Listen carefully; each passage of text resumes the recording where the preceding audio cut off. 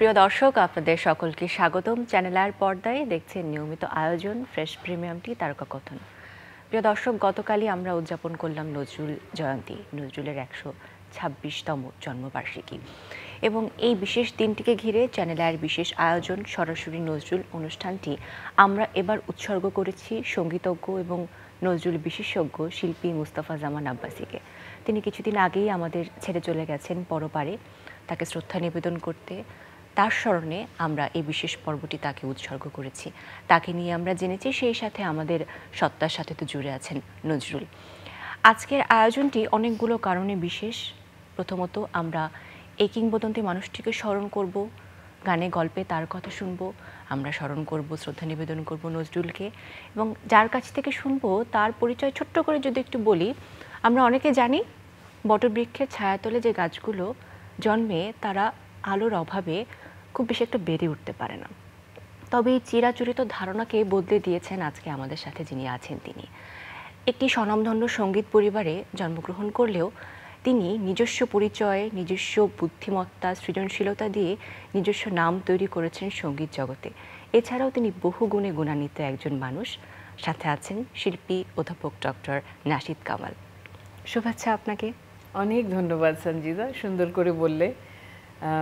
এই ক্ষেত্রে আমি একটা কথা বলবো যে আব্বাসউদ্দিন আহমেদ আমার দাদু, তিনি ওই যে কথাটা বললে যে বটবৃক্ষের নিচে আলো পায় না এবং ছেলেমেয়েরা অনেক সময় সেইভাবে প্রস্ফুটন তাদের হয় না, কিন্তু তুমি খেয়াল করে দেখবে যে আমার বাবা ছিলেন মরহুম, উনি প্রাক্তন প্রধান বিচারপতি ছিলেন, আমার চাচা মোস্তফা জামান আব্বাসী এবং আমার ফুপু ফেরদৌসী রহমান। আর তো আমার কিছু বলার নেই। উনি সেই বিষয়ে অত্যন্ত যত্নশীল ছিলেন আব্বাসউদ্দিন আহমেদ, এবং অনেক চিঠি আমি পড়েছি যে দাদু দাদিকে লিখছেন। আমি দাদিকে জিজ্ঞেস করেছি যে দাদি, তুমি তো একটা ছোট্ট মেয়ে ছিলে, আমার দাদু 17 বছরের ছোট হচ্ছে আমার দাদি, তো তুমি থাকতে কুচবিহারে, দাদু থাকতো কলকাতায়, তোমার ছেলে মেয়েদেরকে এত সুন্দর করে মানুষ করেছো কেমন করে? তখন দাদি আমাকে বলতেন যে চিঠিগুলো পড়, তো দাদু আমাকে লিখে লিখে পাঠাতো যে কি করতে হবে। উনি দিক নির্দেশনা দিয়ে, যে এমনকি আমার চাচার কাছে মোস্তফা জামান আব্বাসীর কথা আজকে আমরা আলোচনা করছি। আব্বাসউদ্দিন আহমেদ যখন 1955-56-এর দিকে ওনার একটা অসুখ শুরু হয়, সেটার জন্য উনি লন্ডন, জার্মানি এসব জায়গায় চিকিৎসার জন্য যান। ওখান থেকে ছোটো ছোটো ছোটো করে উনি পিঁপড়ার মতন ওনার হাতে লেখা ছিল। তো চাচাকে উনি লিখছেন যে তোমার MA পরীক্ষার পাশাপাশি তুমি প্রেস ক্লাবে যাবে, সকালবেলা উঠে স্টেটসম্যান পত্রিকা ওখানে থাকবে, বাংলায় অমুক পত্রিকা এখানে থাকবে, ওটার যে সম্পাদকীয় ওগুলো খুব ভালো করে পড়বে, ওটার বাংলাটা খুব ভালো হয়, ওটার ইংরাজিটা অত্যন্ত ভালো হয়, সেগুলো পড়ে পড়ে তুমি শব্দ যেগুলো বোঝো না সেগুলোর এরকম ডিটেইলসে উনি সন্তানদেরকে লালন পালন করতেন। এবং চাচার কাছেই আমি শুনেছি, চাচা যখন 60-এর পর থেকে উনি বইগুলো লেখা শুরু করলেন। তার আগে উনি সঙ্গীত শিল্পী, সিনেমায় প্লেব্যাক, ওনার নিজের ব্যবসা বাণিজ্য, তারপরে এই যে ফোক কালেকশন, যে পল্লী সঙ্গীতগুলো বিভিন্ন শহরে ঘুরে ঘুরে ঘুরে ঘুরে উনি গানগুলো সংগ্রহ করতেন, এবং বাড়িতে অনেকটা শিল্পকলা একাডেমির মতনই বাড়িতে সব রিহার্সাল হতো, সব শিল্পীরা আসতো, আর একটু আগে একটা গল্প শুনলে একদম দরজা পর্যন্ত পৌঁছে দিতেন। আমার চাচাকে দেখতাম দরজা খুলছে, নাস্তা দিচ্ছে, হ্যাঁ, মমতাজ আলী খান সাহেব আসছেন, কিন্তু সিলেট থেকে আসছেন, পটলদা বলতেন ওনাকে, ওনারা সবাই ওনাদের গানগুলো উনি স্পুলে রেকর্ডিং করে নিচ্ছেন, এবং সেই গানগুলো পরবর্তীতে অন্যদেরকে শিখিয়ে বিটিভিতে ভরা নদীর বাঁকে, আমার ঠিকানা এইসব অনুষ্ঠানে উনি উপস্থাপন করতেন গানগুলো। এবং সব শিল্পীদের আগে থেকে যে গান শেখা ছিল তা না, দু একজন পল্লী সঙ্গীতেরই শিল্পী ছিলেন, তারা তো তাদের গান জানতেন, বাকিগুলো চাচা নিজে শেখাতো। এত যত্নবান ছিলেন প্রত্যেকটা বিষয়ে। তো বই লেখার সময় উনি লিখলেন, পত্রিকায় দেখলাম এটা, যে দাদুই উইল করেছিলেন যে আমার বড় ছেলে আইনজ্ঞ হবে, হ্যাঁ, ছোট ছেলে হবে লেখক, এবং আমার ফেরদৌসী বেগম ওনার প্রথমে নাম ছিল, আমার মেয়ে আমার সমস্ত গান পাবে।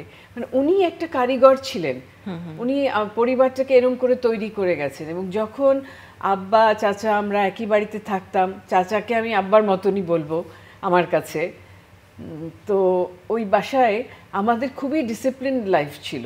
আমাদের মানে নাশিদ কামাল, সামিরা আব্বাসী, নাইলা কামাল, শারমিনী আব্বাসী হওয়া ছাড়া আর কোনো উপায় ছিল না।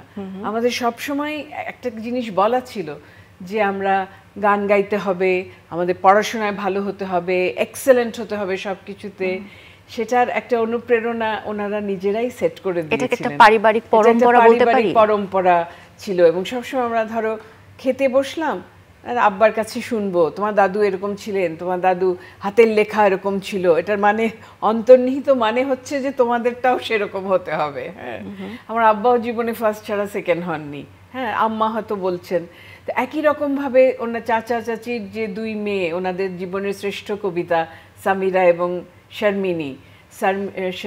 সামিরা তো প্রত্যেকটা পরীক্ষায় ফার্স্ট হয়েছে, ম্যাট্রিক, ইন্টারমিডিয়েট, ইঞ্জিনিয়ারিং করেও এখন আমেরিকায় থাকে, গান গায়, বই লেখে, সব দিক থেকে সফল মাশাল্লাহ। শারমিনীও তাই, লতে ফার্স্ট ক্লাস ফার্স্ট হয়েছে এবং সে একদিকে একজন আইনজ্ঞ, অন্যদিকে সে সৃজনশীল, অনেক বই লিখেছে, প্রথম আলো পুরস্কার পেয়েছে, মাইকেল মধুসূদন দত্ত পুরস্কার পেয়েছে। এই সবের অনুপ্রেরণা ছিলেন আমাদের চাচা। এবং নিজে উনি, যেটা খুব ইন্টারেস্টিং, যে তুমি বলছিলে যে তোমার দেখা হয়নি, তুমি দেখলে তোমার খুবই ভালো লাগতো, যে উনি নিজেই নজির স্থাপন করে উনি সবসময় আমাদেরকে শেখাতেন। মানে উনি বলতেন না যে এক্ষুনি আসো তুমি গান গাও, এক্ষুনি তুমি এটা করো, ওরকম না। উনি নিজেই ধরো ভোরবেলা নামাজ পড়তে উঠলেন, তারপরে দেখবে যে হারমোনিয়াম নিয়ে উনি বসে গেছেন। আমরা ঘুম থেকে ওঠার বহু আগেই চাচার গলাটা শুনতে পাচ্ছি, রেয়াজ করছেন। তারপরে তখনকার দিনে স্কুল ছিল, তো স্কুলের মধ্যে হয়তো কোনো একটা গান উনি ছেড়ে দিয়েছেন, বেগম আক্তারের গান, মেহেদী হাসানের গান। আর উনি তো, আমরা যখন ছোট ছিলাম তখন চাচা দেশ বিদেশে, অনেক দেশে বিদেশে গান গাইতে যাচ্ছে। হ্যাঁ, তো ফিরে আসছে, সবাই ব্যস্ত, স্কুলে যাচ্ছি, ভালো রেজাল্ট করতে হবে, এই সেই। তো হঠাৎ একদিন দেখবে ভোরবেলা ইলেকট্রিসিটি চলে গেছে। হ্যাঁ, তখন চাচা আমাদের বেডরুমে এসে, আমি, আমার বোন, চাচার দুই মেয়ে, আমাদের সবাইকে ডেকে বলল, মা চলো, আমরা ঘুম আসছে না যখন, আমরা বারান্দায় বসে বসে গান গাই। বারান্দায় বসে বসে গান গাইছি, আর চাচা খুব মজা করে গল্প করতে পারতো। এইবার যে আমি রাশিয়া গেছিলাম, তুমি জানো রাশিয়াতে কি হয়েছিল? না চাচা, আমরা তো জানি না। বলে ওখানে এসেছিল আমার পাশের ঘরে দিলীপ কুমার। হ্যাঁ, আর বলতো চাচা খুব মজা করে। আর সকালবেলা ঘুম থেকে উঠে দেখি নাস্তার টেবিলে সায়রা বানু। চিন্তা করো, দিলীপ কুমার স্যার, আসলেই ওনারাও গিয়েছিলেন একই কনফারেন্সে, ওনাদের সাথে চাচার দেখা হয়েছে। এবং ওনার চোখ দিয়ে উনি যখন এগুলো বলতো, আমাদের তখন মনে হতো যে আমরাও ওরকম হব। এই যে হবার অনুপ্রেরণাটা কি করে আসে, যে চাচার মতন হব, ফুপুর মতন হব, এরকম আমরা যাব, দেশ বিদেশে যাব, সবাইকে মিট করব। খুব মানে সত্যিকারের একজন সঙ্গীত সাধক ছিলেন। এবং কোনোটার জন্য ওনার কোনো বড়াই ছিল না।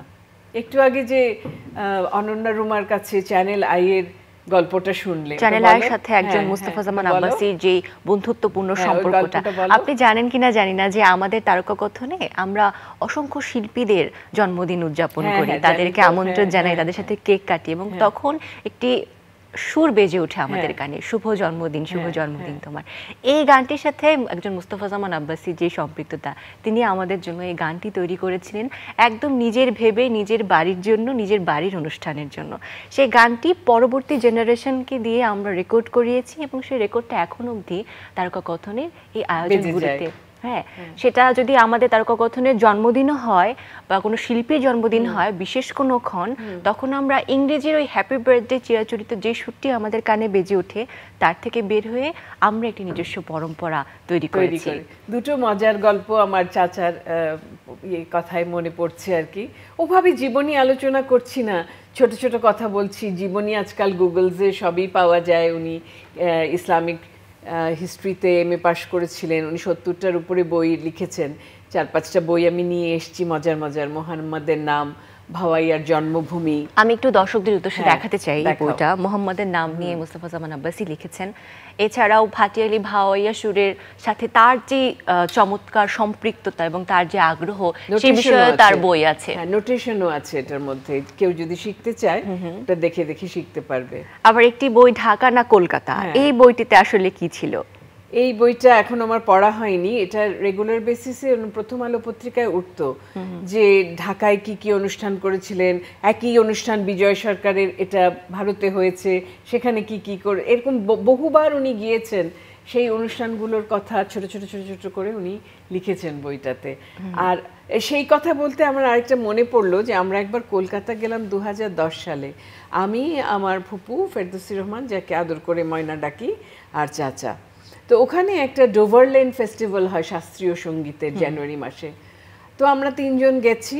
তো কনফারেন্সটা শুরুই হয় রাত 9টা-10টার দিকে এবং ভোর 4টা-5টা পর্যন্ত চলে। তো প্রতিদিনই আমি, ময়না আর চাচা আমরা 3 জন যাই, শুনি, আর ফিরে এসে 5টার সময় ফিরে এসে হোটেলে এসে আমরা ঘুমাই। আমরা বলি যে আমরা 10টা-11টা পর্যন্ত ঘুমাবো, আর রোজ উঠে দেখি চাচা ওখানে ঘোরাফেরা করছে। কিরে, তোদের ঘুম শেষ হয়নি, এখনও ঘুমাচ্ছিস? আমি তো নাস্তা খেয়ে নিয়েছি। শোন ইভু আয়, আমার ডাক নাম ইভু। ইভু দেখ, গতকালকে যে প্রোগ্রাম আমরা দেখেছি, চাচা 1-2 ঘন্টা ঘুমিয়ে উঠে নামাজ টামাজ শেষ করে নাস্তা শেষ করে ওটার উপরে একটা রাইট আপও লিখে ফেলেছে। আচ্ছা, রাইট আপ তো লিখেছেই, অপূর্ব সুন্দর বাংলা হাতের লেখায়। ওটা উনি যেই পত্রিকায় ছাপাবেন তাকে পাঠিয়েও দেওয়া হয়েছে, আর আমরা বেঘরে ঘুমাচ্ছি। বুঝতে পারলে নিজের ডিসিপ্লিনটাকে কিরকম রেখেছিলেন। এটা একটা খুব মজার গল্প। আরেকটা গল্প হলো যে চাচা খুব শৌখিন ছিলেন, সুন্দর সুন্দর পাঞ্জাবি পরতেন, অনুষ্ঠানে যেতেন। তো আমি যেখানেই যেতাম আমি সুন্দর সুন্দর পাঞ্জাবি চাচার জন্য এনে দিতাম, সাইজ লিখে নিয়ে যেতাম, মাপ মিলিয়ে মিলিয়ে নিয়ে আসতাম। তো একবার ফ্রেঞ্চ এম্বাসিতে চাচার প্রায়ই একক অনুষ্ঠান হতো এবং সেখানে উনি ইংরেজিতে বলতেন, খুব সুন্দর ইংরেজি পাঠ করতেন। ও ইংরেজিতে বলতেন গানগুলো সম্পর্কে, কোন গান দূরবীন শাহের, কোন গান রাধারমণের, কোন গান ভাওয়াইয়া কসিমুদ্দিনের, এসব বলে বলে উনি গানগুলো গাইতেন। তো আমার একটু বিলম্ব হয়েছে অনুষ্ঠানে প্রবেশ করতে। আমি শুনছি চাচা অলরেডি অনুষ্ঠান শুরু হয়ে গেছে। তো কয়েকদিন আগে আমি দিল্লিতে গেছিলাম, আমি দিল্লি থেকে চাচার জন্য একটা খুব সুন্দর পাঞ্জাবি এনেছি। আমি শুনছি চাচা মানে দর্শককে যে আকৃষ্ট করার মানে একটা পদ্ধতি এবং কিভাবে কথাগুলো বলবে। চাচা বলছে, জানেন এই পাঞ্জাবিটা কোথা থেকে এসছে? এই পাঞ্জাবিটা মোগল এম্পারার ছিল না বাহাদুর শাহ জাফর, তার লাস্ট এম্পারার, তার যে টেইলার ছিল, আমার ভাস্তি ওখানে গেছিল দিল্লিতে, ওই টেইলার আমাকে এইটা বানিয়ে দিয়েছে। হ্যাঁ, ভীষণ গর্ব করে বলেছে। আমি না ঢুকছি আর শুনছি যে চাচা কি মজা করে কথাগুলো বলছে। মানে আমি তো খুব সংক্ষেপে বললাম, উনি খুব ডিটেইলসে গল্প করে ওই গলির ভিতরে যেই গলিতে বাহাদুর শাহ জাফর থাকতেন, উনি ওখানে শেষ ইয়েটা ওখানে লিখেছিলেন, ওই কবিতাটা এখানে লিখেছিলেন, হ্যাঁ, এরকম করে। এবং অনেক সময় চাচা এগুলো বলতে বলতে বাহাদুর শাহ জাফরের যে গজলগুলো ছিল এটা খুবই উনি গাইতেন। না কিসি কি আঁখ কা নূর হুঁ, না কিসি কে দিল কা करार হুঁ, হ্যাঁ, जो किसी के काम ना आ सके वो मैं एक मुश्त गुबार हूँ। অর্থাৎ আমি শুধুই একটা মাটির ধূলিকণা। হ্যাঁ, এবং সেই একটা আমি কিছুই না, এই বোধটা চাচার মধ্যে ভীষণ ছিল। বেশিরভাগ মানুষকে আমরা দেখি তারা যখন কোনো কিছু অর্জন করে, এই পদক পায়, সেই এটা পায় সেটা পায়, তাদের গর্বের জায়গার আর কোনো শেষ থাকে না। হ্যাঁ, চাচার ঠিক উল্টোটা ছিলেন, উনি একদম মাটির সাথে মিশে যাওয়া। অনেক সময় ঢাকার বাইরে যখন যেতেন আমি একটু চিন্তিত থাকতাম। আমি বলতাম, চাচা তুমি কি কোনো জায়গা ঠিক করেছো, কোথায় থাকবে? উনি বলতেন এই বয়সেও, 80-র পরেও উনি যখন গেছেন, চাচা তুমি কোথায় থাকবে? ঠিক আছে, যদি না পাওয়া যায় আমি একটা মসজিদে রাতটা কাটিয়ে দেব। মানে ওইভাবে নিজেকে খুব মানে মাটির মানুষ করে। তিনি একজন অপূর্ব শিল্পী যেমন ছিলেন, তেমন একজন অমায়িক মানুষ ছিলেন। একজন কি বলবো, গল্প বলার যে একজন মানুষ থাকে, যার গল্পগুলো শুনে আমরা মনে করি যে সেই গল্পগুলো এখন প্রত্যক্ষভাবে দেখছি। আপনার কাছে শুনেও সেটি মনে হচ্ছিল যে একজন মোস্তফা জামান আব্বাসীকে আমি সামনাসামনি দেখতে পারিনি, তবে মনে হচ্ছে আমি জীবন্ত তাকে দেখতে পাচ্ছি আপনার গল্পের মধ্যে দিয়ে। গোল্ডের কাজ করা, আর চাচা ওরকম বলে যাচ্ছে। আরেকবার গেলাম চাচার সাথে চিলমারি।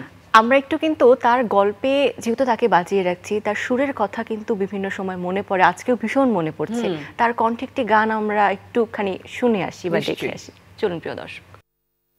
উঁচ বরণ কন্যা রে তার মেঘ বরণ কেশ, ওরে আমায় নিয়ে যাও রে নদী সেই সে কন্যার দেশ রে, ওরে আমায় নিয়ে যাও রে নদী সেই সে কন্যার দেশ রে, উঁচ বরণ কন্যা রে।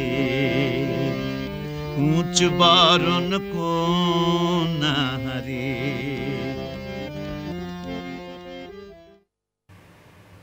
এই গানটি যতবারই শুনি ততবারই হৃদয় ছুঁয়ে যায় এবং এই গানটি বিভিন্ন অনুষ্ঠানে আপনিও পারফর্ম করেছেন। গতকাল নজরুল জয়ন্তীতেও আমরা গানটি শুনেছি আপনার প্রিয় গান কণ্ঠে। ছিল এটা। আর দুজনে মিলে খুব সুন্দর, চাচা মোস্তফা জামান আব্বাসী, চাচি আসমা আব্বাসী। চাচিও খুব বিখ্যাত একটি পরিবারের, ওনার মামা ছিলেন মুজতবা আলী এবং ছোটবেলা থেকেও চাচি অনেক লেখালেখির ওনার হাত ছিল। যদিও উনি সিলেটে বড় হয়েছেন কিন্তু ঢাকা বিশ্ববিদ্যালয়ে পড়েছেন এবং সিলেট থেকেই উনি অনেক পত্রপত্রিকাতে তখনকার দিনে উনি অবদান রেখেছেন, নিজের লেখাগুলো পাঠাতেন।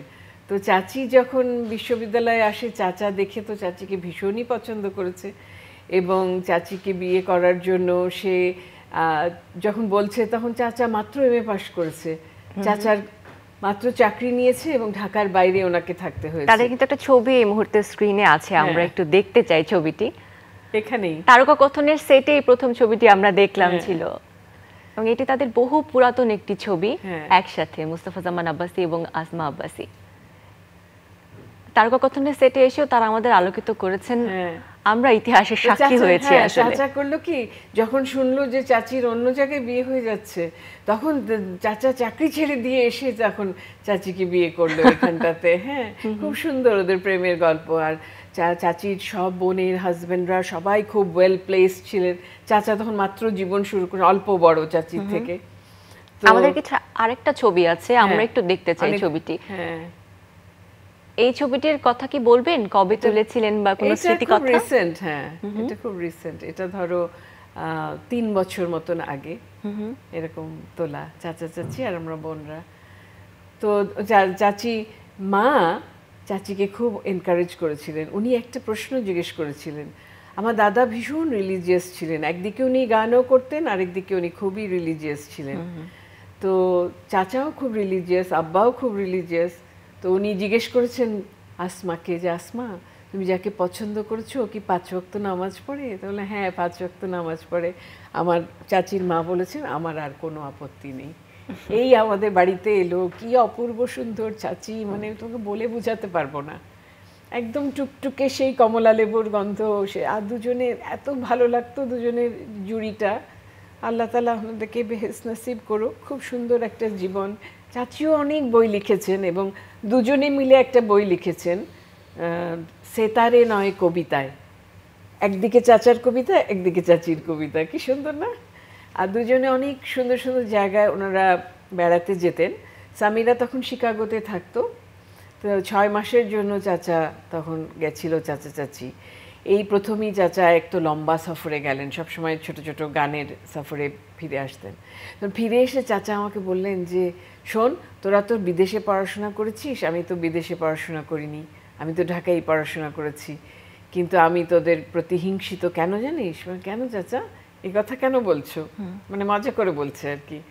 কারণ ওখানে যে এত বড় লাইব্রেরি আছে, আর লাইব্রেরিতে যে সব বই পাওয়া যায়, আর এমনকি কোনো বই যদি না থাকে তুমি তো আবার দিতে পারো, বুঝছো, রিকুইজিশন দিতে পারো। ওরা আশেপাশে যত লাইব্রেরি আছে সেখান থেকে বইগুলো এনে দেয়। সেই সময় উনি এই মোহাম্মদের নাম বইটা বসে বসে সামিরাকে যখন ভিজিট করছিলেন তখন উনি লিখেছেন। চাচা এরকম মজা মজার কথা বলতেন যে হ্যাঁ, তার স্বপ্নের কথা একটু শুনতে চাই আমরা, যে মানুষ হিসেবে বা তার কর্মজীবন সম্পর্কে আমরা সকলেই জানি, তবে তার কি কোনো নির্দিষ্ট স্বপ্ন ছিল বা তিনি এমন কোনো স্বপ্ন দেখেছেন বা চেয়েছেন আপনাদের কাছে, বলেছেন এই কথা? হ্যাঁ, একটা স্বপ্ন ওনার ছিল যেটা হয়তো অতটা আমরা বাস্তবায়ন করতে পারিনি। উনি ওই ডেলিগেশন নিয়ে চায়না, জাপান এই সমস্ত দেশে গেছেন এবং ওদের যে ফোকলোর, ওদের যে পল্লী সঙ্গীতের কালেকশন, এগুলোর জন্য ওদের একটা ইনস্টিটিউট আছে, সেখানে লাইব্রেরি আছে, বইগুলোও পাওয়া যায়, গানগুলোও পাওয়া যায়। তুমি যদি কানের মধ্যে হেডফোন দাও, যেই গান শুনতে চাও, মনে করো রাধারমণের গান শুনতে চাও, দূরবীন শাহের গান শুনতে, ওগুলোর সব কালেকশন।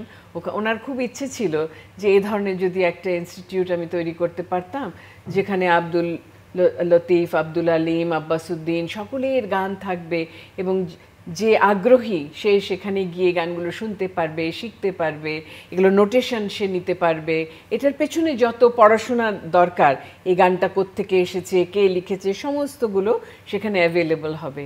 তো যখন ওটা সেই সময়টা ছিল 60-এর দশকে বা 70-এর দশকে, তখন তো বাংলাদেশ একটা উত্তাল সময়ের মধ্য দিয়ে পাস করছে। আমরা তো স্বাধীনতাই হলো, তারপরে আমরা দেশ গড়বো না আমরা ইনস্টিটিউশন গড়বো, এগুলোর সুযোগ হয়নি।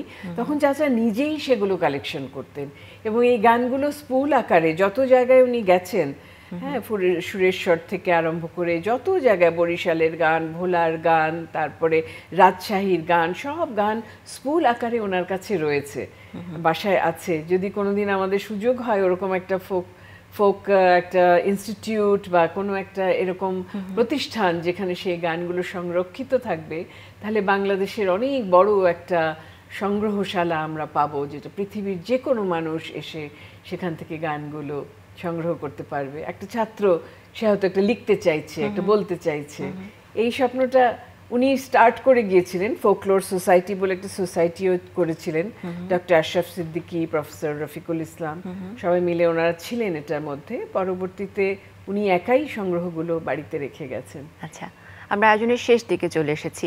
ছোট্ট একটি প্রশ্ন দিয়ে শেষ করব, সেটি হচ্ছে তরুণ প্রজন্মে, আমরা যে তরুণ প্রজন্ম আছি তারা একজন আব্বাস উদ্দিন আহমেদ, একজন মুস্তফা জামান আব্বাসী, তাদেরকে কতটুকু চিনছে বা তাদেরকে চেনাতে তারা যে পরম্পরা, যে ধারা বাংলা সঙ্গীতে তৈরি করেছেন, সেটি নিয়ে আপনি কতটা আশাবাদী এই প্রজন্মের প্রতি, বা তাদের ক্ষেত্রে কি বলবেন? আমি ভালো বলবো এই জন্য যে এইবার যে আমরা আন্দোলনটা দেখলাম 5ই অগস্ট, তখন আমরা এমনি বাসায় বসে সবাই মনে করি যে আমাদের ছাত্রছাত্রীরা, নতুন প্রজন্ম হয়তো কিছুই জানে না, কিছুই বোঝে না, কিন্তু সেটা কিন্তু ঠিক না। ওরা সব কিছুই জানে, সব কিছুই বোঝে। এবং কবি কাজী নজরুল ইসলামের গান দিয়ে যেভাবে শিকল পরার ছল, কারারি লৌহ কপাট, মোরা ঝঞ্ঝার মতো উদ্দাম, যেভাবে তারা গিয়েছে, রাস্তায় তারা বিদ্রোহ দেখিয়েছে, একইভাবে কিন্তু যতগুলো রিয়েলিটি শো আছে সেখানে তুমি দেখো, সমস্তগুলো কিন্তু আব্বাস উদ্দিনের গান গেয়েই তারা, ও কি গাড়িয়াল ভাই, হ্যাঁ, ওরে গাড়িয়াল বন্ধুরে, নাও ছাড়িয়া দে, পাল উড়াইয়া দে, এই গানগুলো গেয়ে গেয়ে কেউ সেগুলোকে প্রমোট করুক বা না করুক, ওরা খুব স্বাভাবিকভাবেই আব্বাস উদ্দিনের উত্তরাধিকার, মোস্তফা জামানের উত্তরাধিকার, আমার উত্তরাধিকার, ওরা কিন্তু সেই গানগুলো বহন করে বেড়াচ্ছে। আমি খুবই আশাবাদী যে একজন শিল্পী বা একজন নতুন প্রজন্মের মানুষ যখন তার আগ্রহ হয়, আজকে ইউটিউবের কল্যাণে সব গানই তারা পেয়ে যায় এবং সব গানই তারা গাইছে। এটা তো ইউটিউবের কল্যাণের কথা বললাম, কিন্তু তাদের তো সৃষ্টির একটা সম্ভার রয়েছে, একটা ভান্ডার রয়েছে, সেগুলোকে কি আমরা আর্কাইভ করতে পারি কিনা, বা এরকম কোনো প্ল্যানিং আপনাদের আছে কিনা? আমার ব্যক্তিগতভাবে প্ল্যানিং নেই, কিন্তু এক্ষুনি বললাম যে চাচার যে গানগুলো রয়েছে, আমরা যদি কোনো একটা জায়গায় সেগুলো রাখতে পারি তাহলে আরও বেশি ছড়িয়ে দেওয়া হবে। কারণ আব্বাস উদ্দিন, মোস্তফা জামান আব্বাসী, এই নামগুলো সবাই শুনেছে। আরও যে অনেক শিল্পীদের গানগুলো ওনার স্পুলের মধ্যে রয়ে গেছে, সেগুলোকে ছড়াবার দায়িত্ব আমাদের রইল। সত্যি তাই, এবং আরও বিভিন্ন আয়োজনের মধ্য দিয়ে আমরা তাদেরকে জানার যে পরিধি, তা আরও বেশি আমাদের হবে, এই প্রত্যাশাও আমরা রাখবো। আপনার জন্য অনেক অনেক শুভকামনা, ভালো থাকবেন। আয়োজনের শেষে যদি শেষ কথা ছোট্ট করে কিছু বলতেন। আমি মনে করি যে চাচা একটি সুফি জীবন উনি লিড করে গেছেন, যে এই পৃথিবীতে আমরা আসি, কিছু দেয়ার থাকলে আমরা দিয়ে যাই। আমরা এখানে খুব সুন্দর ভ্রমিনু কতই রূপে, এই সৃজন ভুবন অশেষ, ফিরনু পথিক দেশ বিদেশ। তিনি রুমির অলৌকিক বাগান বই লিখেছেন, নিজে অনেক ট্রান্সলেশনও করেছেন, এবং ওনার মতন একজন দিল দরিয়া, আপন ইচ্ছায় উনি বিলিয়ে দিয়েছেন, যেমন তোমার গানটার কথা বললে, এরকম কত মানুষকে তিনি স্নেহের পরশে, মানে হাতটা মাথায় দিয়ে তাকে উজ্জীবিত করেছেন। এরকম মানুষ অনুকরণীয়, তিনি বেঁচে থাকবেন। সত্যি তাই, অনেক ধন্যবাদ আপনাকে আমাদের আজকের আয়োজনে অংশ নিয়ে আমাদেরকে সমৃদ্ধ করার জন্য, এবং স্মৃতি কথায় আমাদের এই তরুণ প্রজন্ম এবং সামনে যারা দর্শক আছেন তাদেরকে উজ্জীবিত করার জন্য, উদ্দীপ্ত করার জন্য। অনেক শুভকামনা আপনার জন্য, ভালো থাকবেন, আবার দেখা হবে। প্রিয় দর্শক, আপনাদেরকে অনেক ধন্যবাদ। একজন কিংবদন্তি মুস্তফা জামান আব্বাসী, তিনি আমাদের কাছে সত্যি অনুসরণীয়, অনুকরণীয় হয়ে থাকবেন, এবং শুধু আমাদের স্মৃতিতে নয়, তার গান, তার সৃষ্টি আমাদের হৃদয়ে থাকবে, আমাদের যাপিত জীবনের অংশ হয়ে থাকবে। আমরা তাকে লালন করব, ধারণ করব এবং তার প্রকাশ করব, এই প্রত্যাশা রেখে আজকের আয়োজন থেকে বিদায় নিচ্ছি। ভালো থাকবেন।